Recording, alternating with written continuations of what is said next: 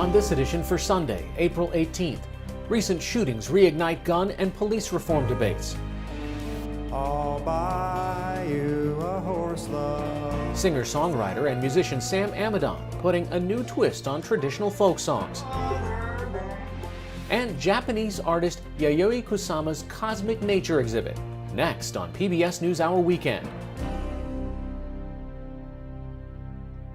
PBS NewsHour Weekend is made possible by Sue and Edgar Wackenheim III, the Anderson Family Fund, Bernard and Denise Schwartz, the Cheryl and Philip Milstein family, Barbara Hope Zuckerberg, the Leonard and Norma Clorfine Foundation, the Peter G. Peterson and Joan Gantz Cooney Fund, the estate of Worthington Mayo Smith. We try to live in the moment to not miss what's right in front of us. At Mutual of America, we believe taking care of tomorrow can help you make the most of today. Mutual of America Financial Group, retirement services and investments. For 25 years, Consumer Cellular has been offering no-contract wireless plans designed to help people do more of what they like. Our U.S.-based customer service team can help find a plan that fits you. To learn more, visit consumercellular.tv. Additional support has been provided by the Corporation for Public Broadcasting, a private corporation funded by the American people, and by contributions to your PBS station from viewers like you. Thank you. Good evening and thank you for joining us. President Joe Biden called gun violence in the U.S. a, quote, international embarrassment when he announced new executive orders 10 days ago. If we accept the Gun Violence Archive Project's definition of a mass shooting as one that kills or injures at least 4 people, here's what has happened in just the past 4 days. On Thursday, there were mass shootings in Illinois, Florida, Washington, D.C., and Indiana. On Friday, in Michigan. Yesterday, in Ohio. And early today in Wisconsin. At a bar in Kenosha, Wisconsin, early this morning, 3 people were shot and killed, and 2 were seriously wounded. As of this afternoon, the suspect remained at large, but authorities said it appears to be a, quote, targeted and isolated incident. The Kenosha shooting is one of 150 mass shootings so far this year, according to the Gun Violence Archive. Today, after talking about the COVID pandemic, Dr. Anthony Fauci was asked if mass shootings are also a public health emergency. Myself, as a public health person, I think you can't run away from that. I mean, when you see people getting killed, I mean, in this last month, it's just been horrifying what's happened. How can you say that's not a public health issue? In Indianapolis, there were vigils yesterday for the 8 victims of the mass shooting at a local FedEx facility last week. 4 of whom were members of the city's Sikh community. Sikh community members and city leaders spoke at one of the events and called for gun reforms in the wake of the shooting. Despite a red flag law in Indiana that is supposed to prevent gun possession by people who present an imminent threat, police said the 2 firearms used in the killings were legally purchased by the gunman last year. The gunman's mother reported him as a threat last year, and police confiscated a shotgun. In a statement, his family apologized and said, quote, we are devastated at the loss of life caused as a result of Brandon's actions. Through the love of his family, we tried to get him the help he needed. Protests of police-involved deaths continued last night as the nation prepares for closing arguments tomorrow in the trial of former Minneapolis police officer Derek Chauvin. In Brooklyn Center, Minnesota, hundreds gathered by a police station for the 7th consecutive night to protest the police shooting of 20-year-old Dante Wright last Sunday. Demonstrators also chanted the name of George Floyd, who Chauvin is accused of killing during an arrest last May. California Congresswoman Maxine Waters joined protesters last night and urged them to, quote, stay in the street. We have to persist in calling for justice. We have to let people know that we're not going to be satisfied unless we get justice in these cases. PBS NewsHour will have complete coverage of the closing arguments in the Derek Chauvin trial tomorrow. Half of all adults in the United States have received at least 1 dose of a COVID-19 vaccine as of today, even with a pause in the use of Johnson & Johnson's 1-dose vaccine. The Centers for Disease Control and Prevention reported almost 130 million people over the age of 18 have received at least 1 dose, and around 84 million are now fully vaccinated. Today, Dr. Anthony Fauci, the nation's leading infectious disease expert, said a decision on resuming the use of the J&J shot could come as soon as this Friday. Reports of fewer than 10 cases of severe blood clots among the nearly 7 million people who received the J&J shot are being investigated. Worldwide, new cases and deaths are still rising. A new surge in cases in India is causing a severe shortage of hospital beds, oxygen supplies, and critical medical supplies. But in Israel, where more than 80% of residents over 16 are now fully vaccinated, masks are no longer required outdoors. Israel includes Palestinians living in East Jerusalem in its vaccination programs. Those in Gaza and the West Bank are receiving limited doses of vaccines. In Russia, family members and doctors say they fear that imprisoned opposition leader Alexei Navalny is near death as he continues his hunger strike. 2 часа. Today, Navalny's personal doctor said they were denied entry after waiting outside Navalny's prison for 2 hours. Yesterday, a doctor said that based on recent test results, Navalny could, quote, die at any moment. Yesterday, President Biden called Navalny's treatment totally unfair and inappropriate.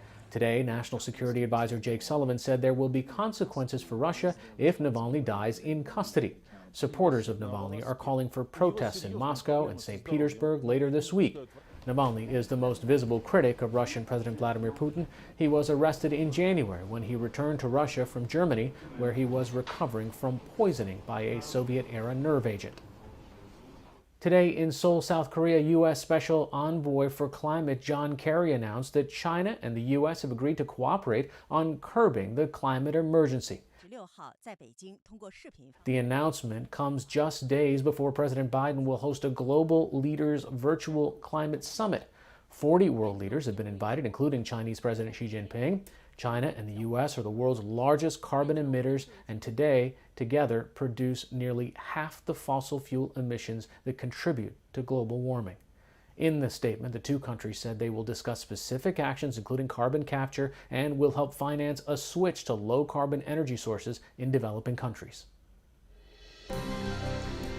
For more national and international news, visit pbs.org/newshour. President Joe Biden promised an ambitious agenda for his first 100 days in office. As that deadline approaches, he finds himself governing with thin majorities in Congress while trying to get bipartisan support on issues like infrastructure, immigration reform, refugee caps, and the end of America's 20-year war in Afghanistan.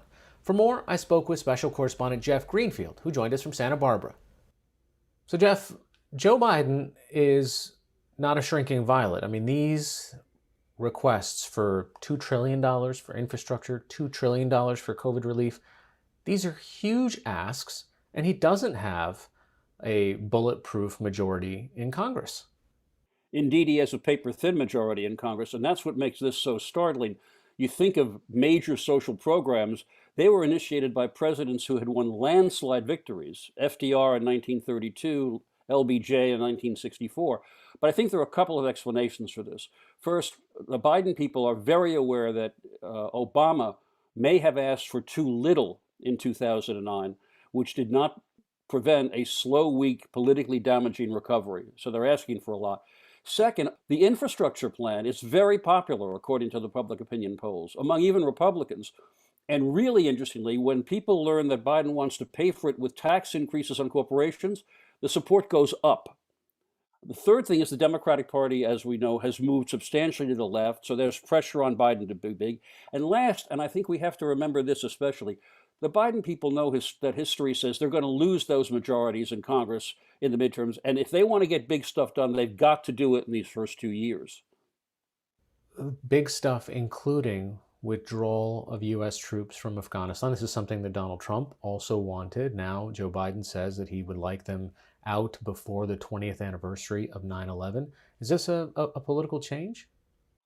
I think it's a broad political change. You might have expected in other eras for the Republicans to come down very hard on a Democrat looking to fold our tents and pull out. But Donald Trump, he ran on an America First, more or less isolationist plan. He talked about ending forever wars, and his plan was to get troops out by May 1st. So to some extent, Republicans are boxed in. But more important, Biden's always been a skeptic about Afghanistan. When he was vice president, he was telling Obama, don't let the generals jam you. And that skepticism, to be blunt, has been very amply rewarded. The whole idea of, all right, we're going to implant there a stable governing democracy just isn't happening. You had Secretary of State Blinken today saying, well, Al-Qaeda has been degraded. They're not a threat anymore. But that was true a couple of months after the 2001 invasion. The hubris of a Western country saying, we are going to impose our version of a strong government on a culture utterly alien to that whole idea. And so I think that kind of humility of which George W. Bush talked about in his campaign and then did in practice, both parties, I think, have gotten a substantial dose of humility from that $2 trillion expenditure in Afghanistan over 20 years. What happens to some of the Afghans that were working with U.S. troops and others who are trying to claim asylum and refugee status in the United States? The refugee status kind of came back in the news this week, and it was Biden making a statement, then getting a lot of pushback from his own party, and then pivoting. It's very important to remember that the refugee controversy is not about the surge of unaccompanied minors to the border, at least not formally. These are refugees who have already been cleared for entry into the United States. And what Donald Trump did was to put the quota on their admissions to a historic low, and Biden had promised in the campaign to quadruple that quota from 15 to 60,000. What I do think it's pretty clear is that the crisis at the border, and the White House is finally calling it a crisis with all those unaccompanied minors, made them very wary of yet another program to bring more people in. But as you say, the pushback was enormous. And the number 2 Democrat in the Senate, Dick Durbin, was very critical of Biden. And that's why I think this morning, Jake Sullivan, Biden's national security advisor, went on TV to say, no, we're going to raise the quota. But what it does point to, go back to our earlier conversation, is that the Democratic Party, the progressive base, is fully prepared to hold Biden's feet to the fire when they think he is turning his back on what he appears to have promised them. Jeff Greenfield joining us from Santa Barbara today. Thanks so much. Thanks for having me.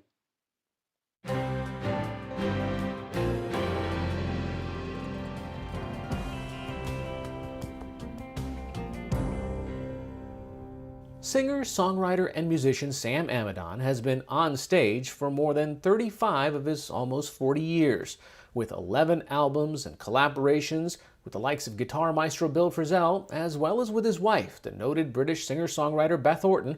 Amidon has developed a shining reputation for taking something very old and making it sound brand new. NewsHour Weekend special correspondent Tom Casciato has our story. Sam Amidon is a musical enigma of sorts. You might consider him a folk purist if you only heard him sing a traditional Appalachian tune, like Across the Blue Mountains. I'll buy you a horse, love, and a saddle to ride. But listen to his redo of another tune, Georgie Buck, and you'll hear why Amidon's known for taking old-time music into sonic areas the old-timers likely never imagined. I'm going to the shack all the way back, going to the shack of my mind. You've been described as a folk experimentalist, which sounds like a complete oxymoron. It sounds like being an outgoing homebody or something. Absolutely. I would say I'm primarily a singer-song reworker, a folk song reworker. A reworker, yes, but one who makes the songs his own to the point of achieving what the music site Pitchfork calls a resounding personal statement out of songs in the public domain. The story of how he arrived there? Well, it starts early. So my parents met in the folk scene in their 20s in Cambridge, Massachusetts in the mid-70s. And they both sort of discovered folk dancing, contra dancing, traditional ballads, whether Appalachian ballads or English or Scottish. And they moved to Vermont. And I grew up as a generation of kids whose parents had really come to this area to be able to have folk dances on the weekends. And it was all these different sort of community folk music making. He could carry a tune right from the go. Baba Black Sheep, happy running road. Yes, sir, be back so. My dad had a brass band that was sort of hippie-ish folk music brass band, played for dancing. I mean, it was literally, music was everywhere in the sort of folk music community. Soon, he took up the fiddle and took to the stage with his folks. I really was drawn to the fiddle at a young age, and I just loved fiddle tunes. He would also become adept at guitar and banjo, but just as important as his playing was his skill as a listener, not to music on the pop charts, but on old American field recordings. There's a ballad singer named Almeda Riddle.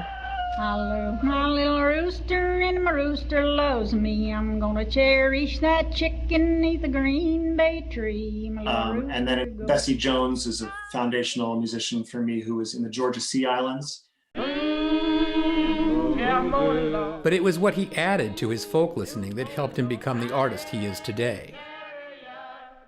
There was a eureka moment that happened for me when I was about 16, which is that I sang a lot of the Appalachian folk songs, but I was really much more interested in Miles Davis, especially electric 70s, experimental, wild Miles Davis.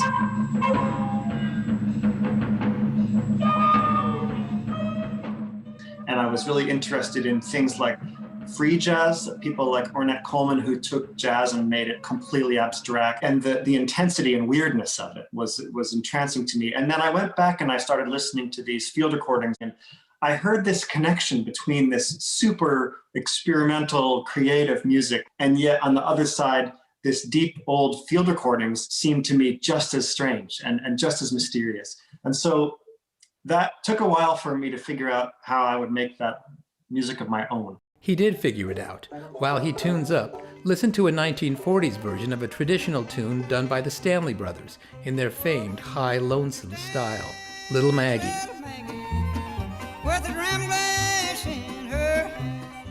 So the original kind of version would go something like this. Yonder stands little Maggie with a dram glass in her hand. She's drinking away her sorrows. She's courting some other man. But when he went into the studio for his 2020 self-titled album, he renamed the song simply Maggie. He had come up with an entirely different banjo riff and a driving new rhythm. Now, with the banjo augmented by electric guitar, synth, and percussion, a brand new version of a very old song was born. Thoroughly contemporary, yet steeped in tradition. Yonder stands little Maggie with a dram glass in her hand. There's even some singing with that old-time strangeness and mystery he talks about. There's one bit toward the end of your version of Maggie where the vocals get way out ahead of the beat. What's up with that? I just drifted off. She's drinking away her troubles and courting some other man. A lot of people would have said, oh man, I blew that, let's do another take. Absolutely. Well, here's the thing. One thing that's really beautiful about listening to the field recordings is that you're hearing the person in their house. And there's just a quality of sort of accident and that's very makes listening to them really beautiful. And I've always tried to leave some element of that into my records. We have more Sam Amidon music for you. For an exclusive solo performance of his song Maggie, go to our PBS NewsHour YouTube channel. Yonder stands little Maggie with a dram glass in her hands. She's a drinking away her troubles and courting some other man.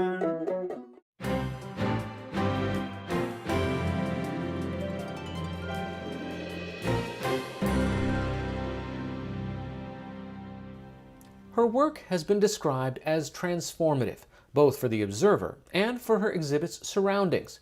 Japanese artist Yayoi Kusama's latest exhibition, postponed initially because of the pandemic, aptly uses a 250-acre landscape as the setting for her exhibit Cosmic Nature.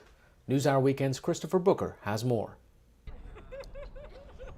There's a strange yet seemingly natural symmetry in Yayoi Kusama's takeover of the New York Botanical Garden. It may be wrapped around the trees, sitting in the fountains, or nestled between tropical plants. But against the backdrop of the annual spring explosion of flowers and leaves, the work seems nowhere near out of place. The shapes and colors of the Bronx Garden provides a natural runway for the unmistakable works of one of the world's most famous living artists. But at 92, Kusama seldom travels, so bringing her work to the world has, in recent years, fallen on curator Mika Yoshitake. There's a very visceral connection to nature that you'll see in her forms. It almost feels kinetic. Buds are about to bloom, and there's this threshold between the botanical and the cosmic world.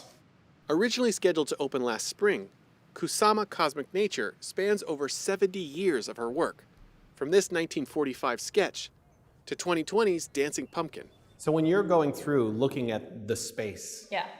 what are you thinking? What are you looking to understand or to figure out? Well, with Kusama's work, the interaction with the sun, the glass, the sky, and the reflective nature of some of her works is very key. The botanical gardens really did determine which kind of pieces we would select. So, like the ascension of polka dots on trees, I think what we discover is how Kusama's work really enhances the botanical landscape. So there's a dialogue between the two. Her work is not blending in with the natural environment, it's really its own. It holds its own. For Kusama, this dialogue between the botanical and ethereal started early. Growing up, her family ran a nursery business in Matsumoto, Japan. You met and started working on this project before the coronavirus pandemic. Did you find yourself, or did the gallery find itself second-guessing what work to include, especially as we're talking about relationships with nature and our existence? So the pandemic forced a lot of changes, especially in this building and the way that the crowd would, flow. But, I think the pandemic has really been eye-opening in terms of just more philosophically. We're not self-contained bodies. We coexist with the natural environment, and I think that the work that Kusama provides reminds us of that vulnerability and the coexistence of nature, human nature and cosmic nature. Where does this show then fit into her long story? Is this a culmination of a life's work? Is this just another show within a life's work? It's the first comprehensive examination of her engagement with nature. That calm, contemplative walk in between is as important as the work itself. Kusama Cosmic Nature will be on display until October 31st. This is PBS NewsHour Weekend, Sunday.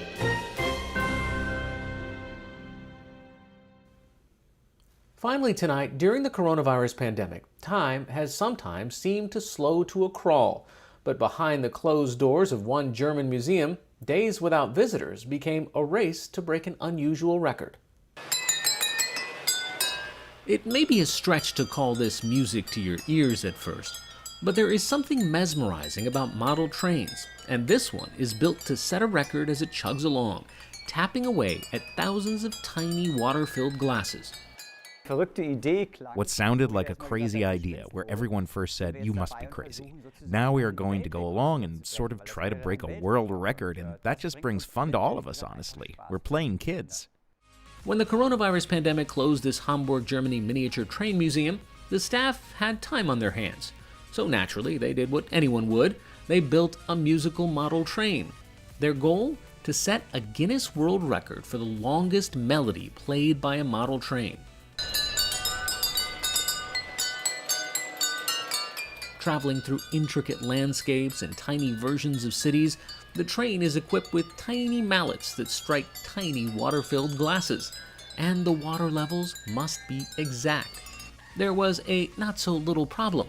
By the time the 2,840 glasses were filled to the right levels, the water started to evaporate, making them off-key. We tried it with plastic wrap to cover the surface, and we found out that a light oil, very liquid oil, so not cooking oil or something, it's best to create a layer on top that preserves it, and then there's hardly any evaporation. Striking the right notes 2,840 times, the train plays a medley of 20 classical pieces.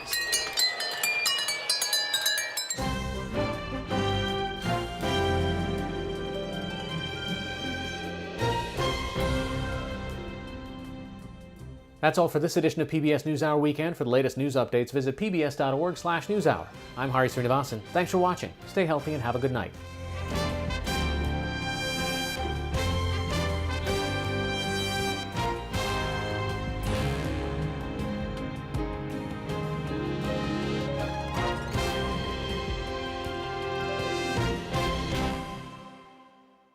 PBS NewsHour Weekend is made possible by Sue and Edgar Wachenheim III, the Anderson Family Fund, Bernard and Denise Schwartz, the Cheryl and Philip Milstein family, Barbara Hope Zuckerberg, the Leonard and Norma Clorfine Foundation, the Peter G. Peterson and Joan Gantz Cooney Fund, the estate of Worthington Mayo Smith.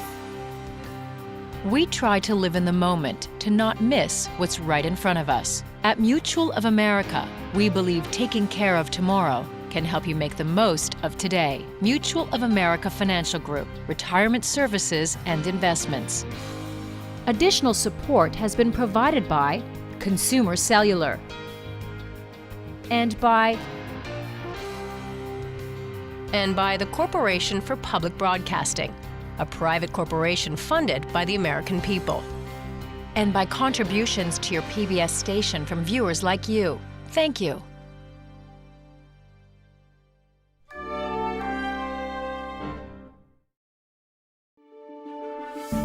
You're watching PBS.